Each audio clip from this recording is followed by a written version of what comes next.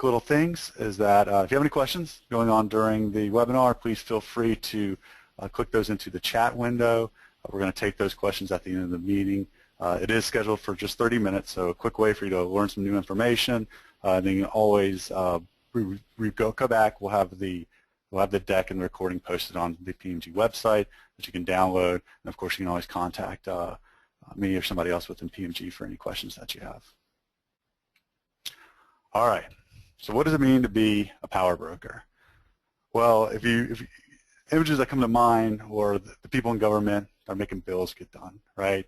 The Kevin Spaceys of House of Cards, people like that that have influence and are people that control decisions that are made. This applies not only to government but also things in real estate, things in investment. People look at these power brokers as oracles, or people that are deciding where money should be spent, where people should invest time and resources into to get things done. And at PMG, we've actually been talking about this for quite a few years. As IT needs to be that. IT needs to be able to do that through the means of a service catalog. But what's happening is now in the industry, it's starting to get picked up more and more. In fact, as you can see their quote there from Gartner, and other analysts as well too are starting to say, okay, IT isn't just supplying the services that they've always just done in-house. They're actually being a part of brokering services both internally and externally as well. So whether that's working with the HR team to do onboarding, or working with the infrastructure team to determine how they're going to spin up cloud servers, or if they're working with the marketing team to figure out how they're going to get collateral to a certain location or set up a web server so that they can run a campaign online. All those things are where the IT department is starting to get more involved in acting as a power broker to those different departments and to those different people within the company. So how does this happen when there's not a broker involved? And some of y'all may be experiencing this today. A business group within the company needs to go and acquire some type of service. They think that they're trying to do onboarding, and they think they need to go out and get an HR tool. They think that, okay, that's going to give me everything that I need from recruiting to, once we get them in recruiting, we can put them into the HR system, and then it's done. And that might be as far as the HR team is looking at that time. What they aren't doing is they aren't involving anybody else that can help talk about, okay, what is the business impact that's going to be put in place here? That decision has been made. Now, if you go with that application, IT is then set that has to support that application that's been provisioned. The business now is stuck in whatever decision was made, right? So anytime you're making a purchase, or companies making a purchase, they're going through their RFIs, their RFPs. They may make a decision to go with a certain vendor or provider, and then they're stuck in that for X number of years until they can do a completely reevaluation. So by working alone and not having any type of information being provided by the IT or the service brokers, it's very limiting in the amount of opportunities and the options that are going to be available to that group. So what does that look like when you have a power broker involved? Well, that's when you're bringing in somebody who is familiar with services that are getting done within the company, right? Because of IT touches all departments, so they're aware of services that are getting provided. They know that there are dependencies amongst different applications that are in use. They know about things that are painful within the company, or users are having issues, or users need to, would like to see improvements in the way things are done. But and by bringing them into that conversation, they become that power broker. They become that trusted advisor, almost like an internal consultant to your different departments within your company. That's going to help facilitate that conversation that you're having of whether or not you're purchasing a new application, or if you're going to be setting up some type of outsourced service that you're going to work with. So what does that power broker look like? Well, it could be a person. It could be a group of people. You may already have this within your company. It could be like a managed services team. But what it is there's a skill set of the people or the person that is a visionary thinker, someone who's looking at not just the short-term win, not just what the immediate problem is, but looking at a holistic solution for any problems that your company's ongoing with right now. And they look at how can we leverage things across departments so that we can provide the right solution, the right answer as we move forward on any decision that we're going to make. And what also comes with them is a technology side, right? So if you think about a carpenter, you want them to build a house. Well, they're going to have the skill set to know how to build a house. They know how to swing a hammer, but they may not have the tools that they need. And that's another key part of being that power broker. So you need a piece of technology that's going to allow you to be able to focus on end user experience. Something's going to be adaptable, something that's going to be able to integrate with your current systems and your any new systems that you bring on, and also have a way of doing reporting. So that tool, that technology, actually becomes a platform to facilitate the conversations that you're having with these different departments. So the IT broker comes in with their skill sets of the personal skill sets, as well as having that technology tool in their back end, in their kind of in their their tool belt to be able to have those conversations. So let's actually walk through a few examples of what that would look like. So in one scenario, we have right here, we're talking about brokering cloud environments. So we have a company, and they are dealing with shadow IT right now. Users need to spin up a cloud server. They need some type of environment so they can try out some new apps. They need to set up a web campaign, something along those lines. There's not much governance around that. There's not much control around that right now. And users are just going out and they're ordering them on their own. Maybe they're going to Amazon and they're just spinning up their own servers, and then they're expensing that server out. Well, the answer to that type of problem could just be, let's get an application or a solution to fix that. Let's just go and start using VMware or something along those lines. But when you bring in a broker, then you're going to take a step a little bit further and see, okay, what exactly is the business problem? And the problem is that people are okay, the company's okay with spinning servers on outside instances, but they also want to keep things in-house as well too.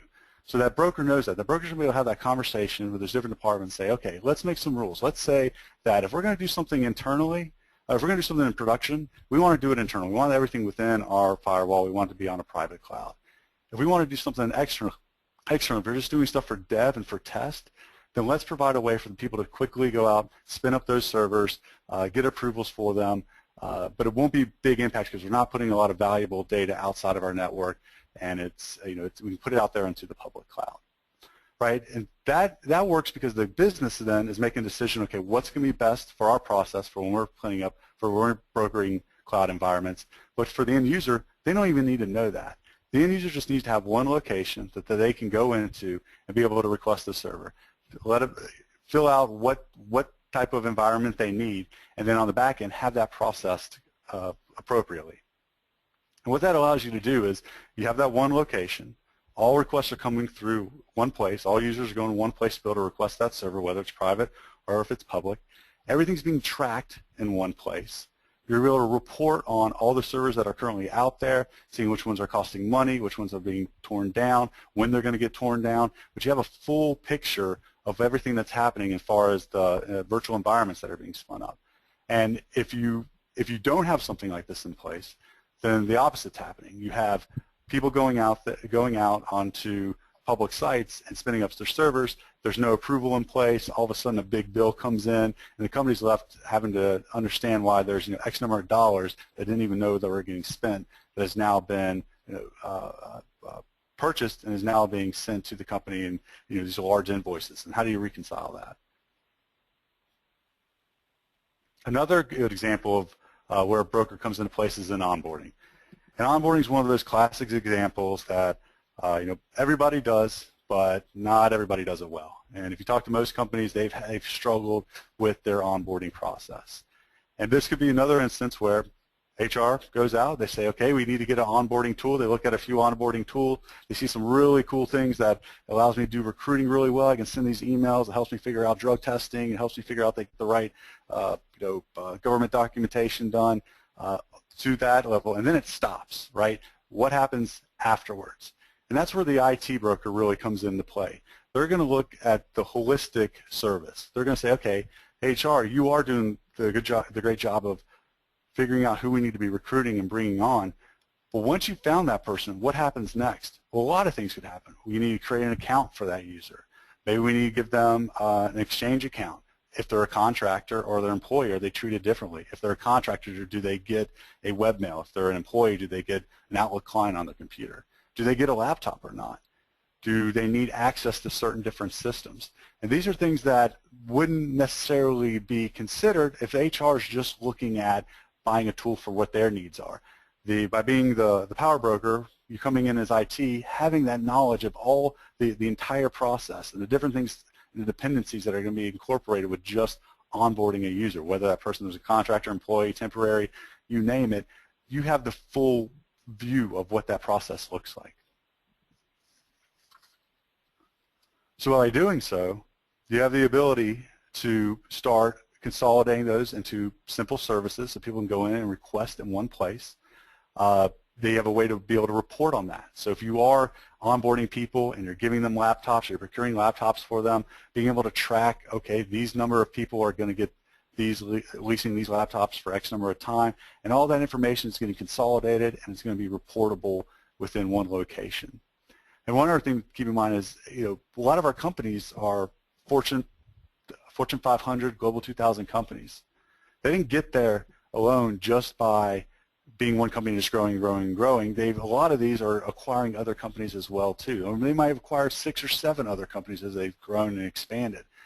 And it takes a long time for all those things, all those different Active Directories, those different LDAP tools to all be consolidated into one location.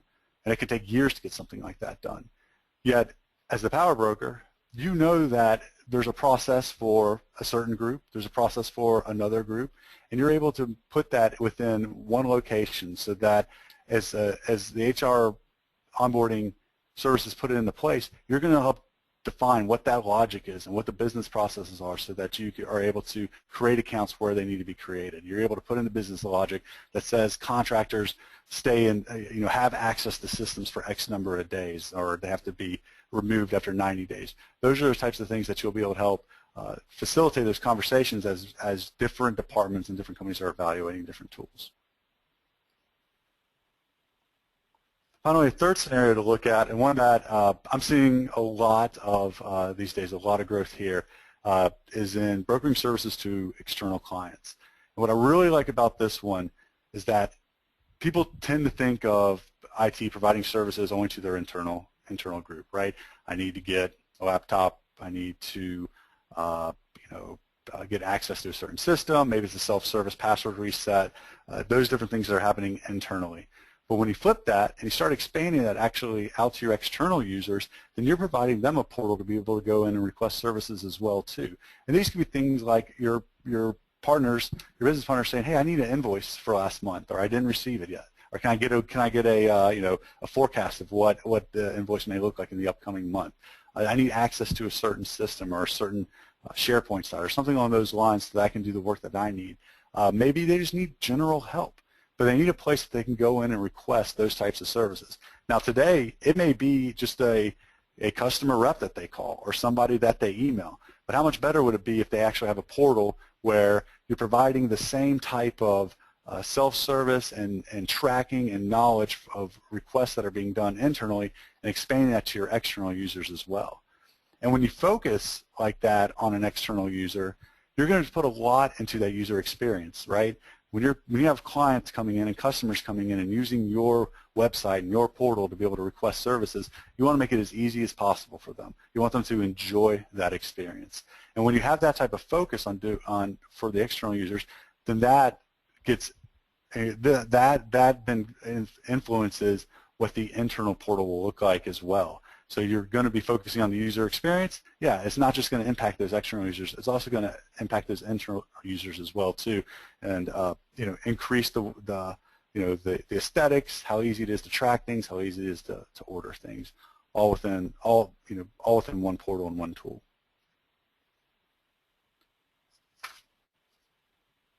So, what's driving the need to be able to do this?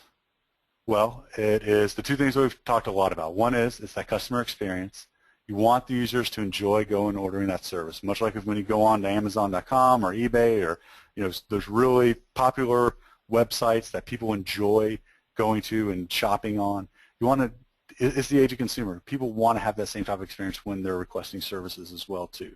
That's not new to us. That's not new to probably the people on this call as well. That's something that's going to continue to grow and grow, and as the consumerization of IT continues to grow, the need to have a great customer experience is going to continue to grow as well too.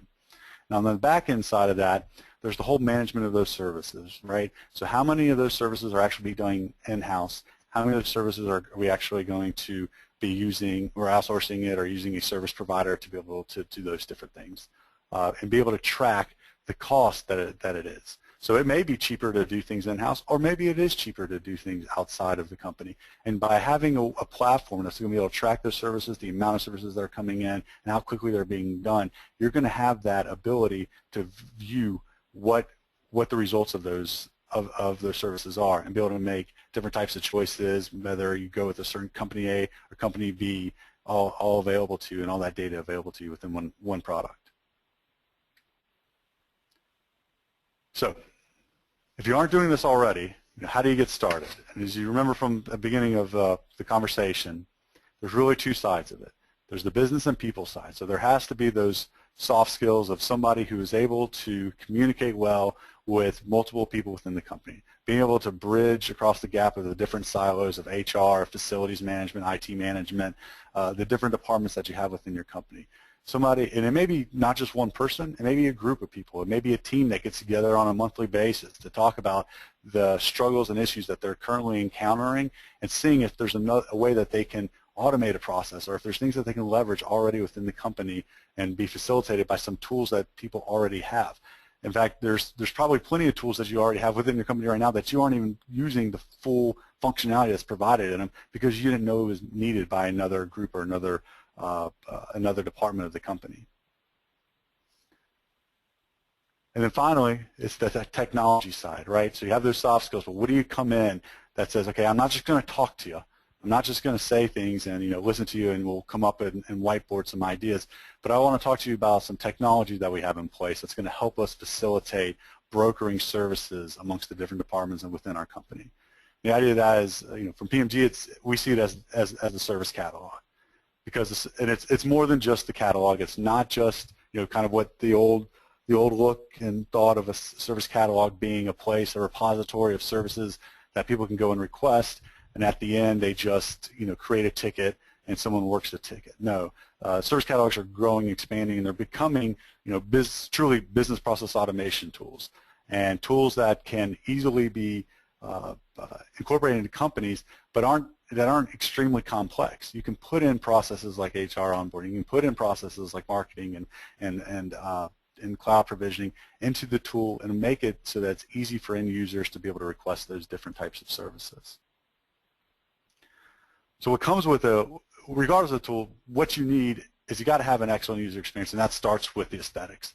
That starts with providing a portal so that when someone goes to it, they want to be on that site. They're not going to just see a lot of text and be confused on where they need to go to search for different services. They want to enjoy that experience. They want to see things that are being requested throughout the company, maybe seeing the most popular services, something that they may be interested in. Oh, I didn't realize that we had an opportunity to get an iPad or a tablet or some sort, or I didn't realize that we could enroll in a health club at the bottom of our office. Those are the types of things that you want to be able to provide. You want to be able to show to your end users and allow them to be able to request those services. Next, has to be built to change. Whatever process you put in, it's going to change. And the idea of being a broker, that is meaning that you're not staying with the one decision for all time. You're going to, today, it may be a good idea to go with company A to provide for doing payroll, but next year, it may be a better idea for you guys to go with company B to do payroll. And those are types of changes and things like that you'll be able to facilitate by having a product that's quick to change and is quickly able to be adaptable. Some things that you might even think about is, say you have a process that currently goes through manager approval, and then it goes through director approval, and then it goes and creates that account. So a new user comes on, has to go through 2 levels of approval. But you're finding out that every time it goes to that director approval, it's taken X number of days to get completed. And really, that director's never not approved it. It's always gotten approved. It just sometimes takes takes longer than it's expected. So a quick change to that is saying, okay, instead of this being an approval process, let's make this just an email notification to that director. At the same time, it could be applied to something more on the back end with your infrastructure. Say everything you're throwing up in the private cloud, you're doing through VMware today. You may choose to work with OpenStack in the future. If you can quickly change those things out when using different service providers, you have the ability to do so. Now, the end user isn't impacted by any of that. They're still going to the same portal. They're still requesting the same service. They're still getting the same level of value from requesting a cloud environment as they were before the switch was done on the back end. It's actually, probably very little of that's known that there was even a change that was done. And also, you want to have governance control. You want to make sure that anything that's changing within the system, that you're auditing that you're logging that, and you're reviewing it to make sure that you aren't impacting other systems at the same time too, or you aren't impacting other services as well. You want to track and monitor. This is where SLAs come in. This is where, there's so much discussion right now about metrics because there's so much data that's out there, and it's trying to understand, okay, now we have all this data. What are we going to do with it? How are we going to utilize SLAs, OLAs to make different decisions and make determinations on how we're going to run our different business processes? And by having a platform that allows all services to flow through it, you're going to be able to look at a high level of whether or not services are being done correctly and hitting different SLAs. So if we look, let's talk about onboarding. If for some reason it's taking a long time for a laptop to get procured, that may be something specific to the service that you want to dive into to look into. But you don't want to have to check that and then also check is AD getting created all at the same time, is my access getting provisioned all at the same time or quickly enough. So it's a bunch of different individual reports that could come out of that. Instead, what you want is you want a more holistic view. And so by somebody who's ordering a service and it's going across multiple departments, going across, integrating with multiple applications, you're going to get that high-level view of, is onboarding working? Is onboarding hitting this SLA? Is it hitting its OLAs? And if so, we're good. If not, let's dive deeper into the different types of reports that we want to look at. Because as I mentioned, with the proliferation of so much data out there, you need to have a way to be able to report that easily and make action on those reports easily. And then the final thing is reporting on costs. As your maturity of your services continue to grow, you're going to start learning about the cost that's associated with each one of the services that you're providing. So if you're onboarding an employee, it costs X number of dollars. If you're spinning up a server internally or externally, it's costing X number of dollars. You need to show that information to your end users so that they are aware that these things that I'm doing, these actions that I'm taking, they have an impact to the company. It's going to affect the bottom line. And at the same time, all that information needs to be able to be rolled up and reportable to the leadership so they can look at to see, okay, where is our money going? Where do we have X number of laptops currently being leased out right now? And that's the reason that we have the large invoice that we have on a monthly basis. Let's check on those and let's validate that we're getting the right bills. And by having your services all in one place, by having your services moving through one platform, then that's going to give you the visibility that you need to make those types of decisions. So as we're getting towards the end, we've gone through a few different scenarios: onboarding, cloud provisioning, extending your services to external clients as well. Starts to show you that there's the idea that IT is becoming more than just what has been in the past. It's becoming the power broker. It is the one that's going to have a lot of influence on decisions that are being made within the company, and it crosses all different departments. It's your cloud service providers. It's your service catalog, it's your ITSM tools, it's your identity management tools, it's your marketing group. They're figuring out, accounting group. If they're going to be kicking off audits of different branches within different states and things like that. That by being that service broker, you're able to bring in the expertise and knowledge that you have to help facilitate those conversations as decisions are being made on what the right tools are and what the right processes are to be able to manage those things. So I think I went kind of fast, but I think we're right about on time. It's 1:57 right now, and I will open it up to see if we have any questions.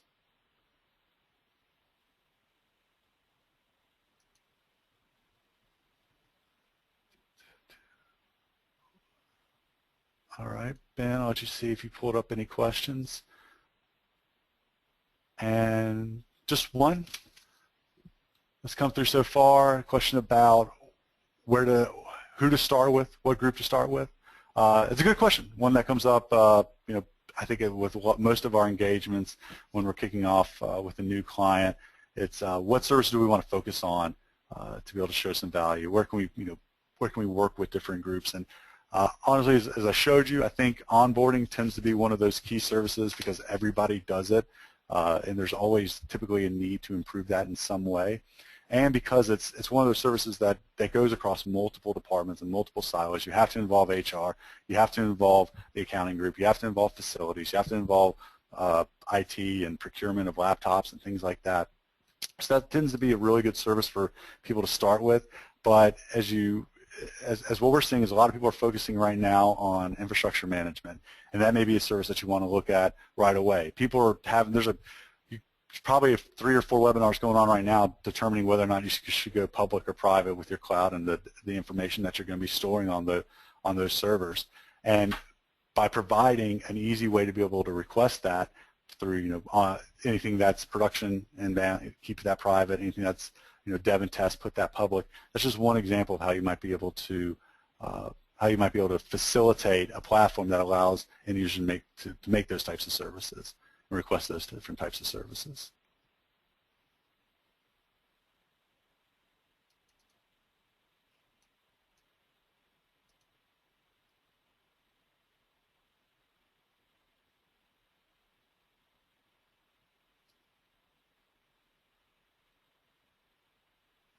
All right, and then I think we have a good question here. It says, I'm trying to pull it down. It's stuck in there. All right, how is a service power broker is different than a managed service provider? I don't know if there is that much of a difference. I don't think it's the name of a title that's really changing. It's the idea that you're empowering somebody to know that they have the influence that they have to be able to help make different decisions and help facilitate conversations that are happening in with multiple divisions and multiple groups of people. It's bringing in that expertise of knowing that we have all these things already in-house. What can we do in-house that's very well? What do we need to outsource to an external service provider? So I don't think there is that big difference between a managed service provider and a power broker. It's more of realizing that the managed service provider has the opportunity to do those types of things and should be looked to as an advisor for making those types of decisions.